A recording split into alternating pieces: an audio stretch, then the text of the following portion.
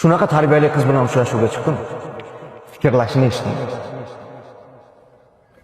Boshpanangiz bormi dedi. Ha dedim. Boqa olasizmi dedi. Ha dedim. Ilm olishimga sharoit qilib bera olasizmi dedi. Ha dedim. Va so'ngida shu gapni aytdiki, sodiq bo'lasizmi dedi. Dedimki, agar rashkim va hurmatim bilan o'ynashilmasa, albatta sodiq qolaman dedim. Uchrashuvimiz so'ngida, "Ey qiz, to'xta" dedim. "Sen bilan qaytib ko'rishamizmi yo'qmi bilmadim, lekin ota-onangga rahmat seni" dedim. Shunday menga qaradi, yerga qarab bitta kuldi, o'girildi ketdi. Jackpotda mana qizlar. Yaxshi qizlar bor. Faqat o'sha yaxshi qizlarga biz loyiq bo'lishimiz kerak.